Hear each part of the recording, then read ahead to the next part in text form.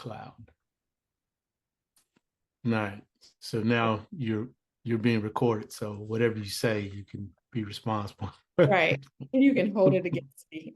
No, I won't hold it against you. Maybe somebody else will be listening to it and hold it against both of us. Right.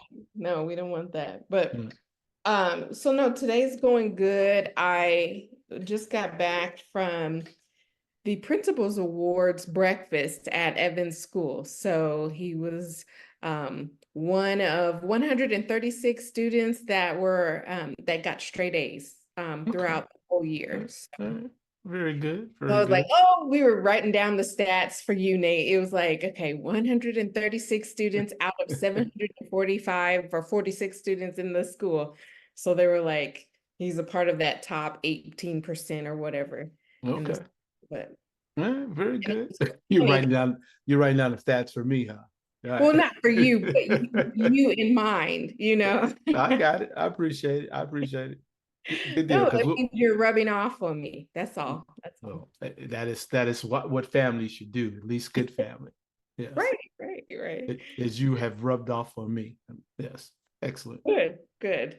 But And no, and yeah, so, like all the parents, like high school was like the main topic of conversation for breakfast today. So have you decided what school Evan's gonna go to? So we're listening to some of the other parents and one school that did not pop up on our list that we were looking at mhm, um, was South Point, which is a Catholic school. It's and so I started looking on mhm, mhm. niche.com and it's actually I think it was like number hold on, I have it. It's either number one or number two as far as okay, it's number two best private high school in Tucson. Okay. So it didn't show up in that US report, but it's still pretty highly ranked. Mhm. Um, mostly for I think athletics, because that's why, a lot of people go because they uh, get more exposure and recognition going to this school. So Okay. we've had a few athletes that have moved on, from Tucson and have played professional ball Okay. from that school specifically. We've had some from other schools, but South Point is known for like Okay. its athletics. So Well, if you decide to consider it, we can always submit some questions to them to get the additional information you're looking for. yeah, for Yeah. sure. I looked and they did show the SAT and ACT scores, and they're no better than some of the other schools in my district. So, I'm very curious to see how that would play out. It's like, okay, I think it said 27 versus I think, Micah Mountain said like 25, Oh, the as their ACT score. ACT score. And I'm like, Mhm. okay. No, Well, 27 is better than 25. It's like 10% better. It's okay, not almost 10% better. right. Yeah. But we saw Duke is looking for a 35, Yeah, right? neither one I'm going to do. Unless they are actually a great athlete with the professional potential. Yes, Right. probably. Yeah, so we'll see. We've got some time, but as we're getting ready, the school year is done. They've got 4 days. Evan is counting down. He's like, I actually only have like 2 real days of school left because they were, doing fun stuff. So as we go into the summer, Mhm. do you have any suggestions of things like three top things that as parents and as the kids that we should be working on or doing over the summer? Because I don't want them to just lose everything, like, Right. playing video games and swimming, just all of the knowledge just pour out of their brain. So what do you suggest? So just just three, because you know that Well, for someone like me, yeah, I know. But I'm going to limit it to three. I'm going to limit it to yes. three. All right. First one. Have your children take the set up a Khan Academy account if you haven't already done so, and have them take the grade level course challenge.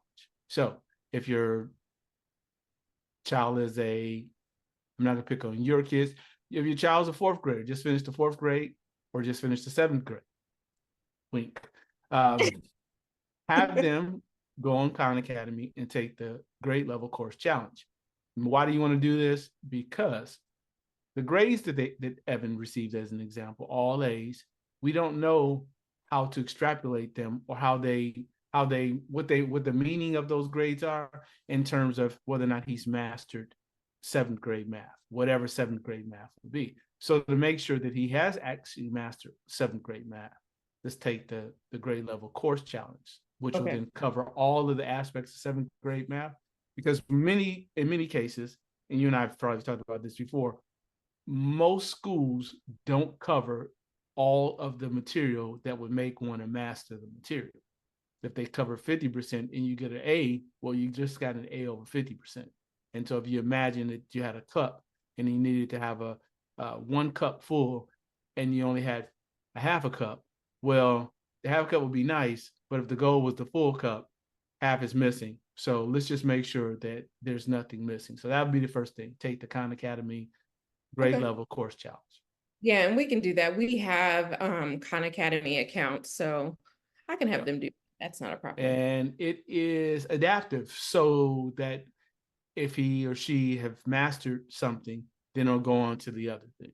And if they Okay. haven't mastered something, then that'll be the stuff that the program asks them or teaches them, so that they learn it until they master it. But you don't want to go on to 8th grade math or 5th grade math having not mastered all the things, right? Okay. The second thing would be to start a family book club. Right? Okay. Right. So instead of doing what parents typically do, is, do as I say, not as I do. Right. Let's start reading together. I Or haven't met a parent yet. we're reading the same book, Go read or the same book. Go read the okay. same book. Okay. And the books you're going to read are from the SAT recommended reading list. So because you have an 8th grader who will soon be thinking about taking the PSAT, might as well start reading the books that are oftentimes recommended for those who are taking SAT. And your 4th grader, soon to be 5th grader, will get an extra head start because she's going to read those books with you. Okay. Okay. So Right. I'm making notes here. So I need to find the list of Nope. So there's a list, and I was gonna say I'll put it in the show notes, but there's no, it's just you and me. But there's a Goodreads, as an example, has a if you Google or search Goodreads SAT recommended reading list, there'll be a list to come up. There are other lists, and I can get you other lists, but that's an easy way to start. Cool. That's great. Okay. And then third and final, visit colleges. Because everyone who's talking about they want their children to go to college, oftentimes fails to take advantage of the opportunity to visit colleges. Visiting a college is free. Like if you're trying to figure out something to do on a weekend, you could go visit a college. And some colleges will have things that are going on. Like right now, most schools are out.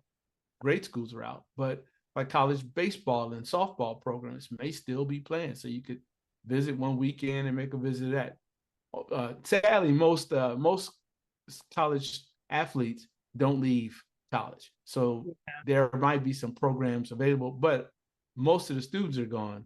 So the college campuses are empty, which means it's a great time to set up a visit, because you'll be able to visit the campuses and see lots of stuff, and you won't be running into a lot of people. So if you have local They universities, still have the opportunity to set up like a true tour even over the summer. right, set up a range of an actual college visit for your children. Yep, where they get what someone is assigned is going to get them a tour of the campus, and then have them afterwards evaluate those visits. And you and I can talk about what that looks like. I can even share with you a rubric of how you do that. But you want them to start thinking about whether or not they can see themselves at that campus. And they'll tell you, like, if they feel safe in the dorm, if they like the food options, maybe you have lunch there, if they like the taste of food, if they like the buildings, right? Like you'll get it, if they like the school colors, like the whole thing. Take them to the bookstore and conclude your visit with a t-shirt or something, or a sweatshirt, so they remember. Then they'll start wearing those shirts that they were at a college university.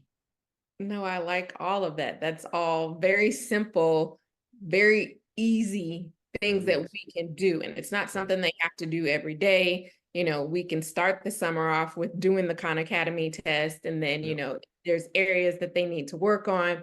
We throw that in, every once in a while. And then the college visits, I love that, especially because if there's a weekend that we don't have anything to do, we can go to the U of A. We can, drive to ASU or something that's, Yep. close. So I Yep. like all that. It's hot. It's hot there. So I don't know how y'all work that part out, I but y'all figure it out. that's life for I us, know. I know.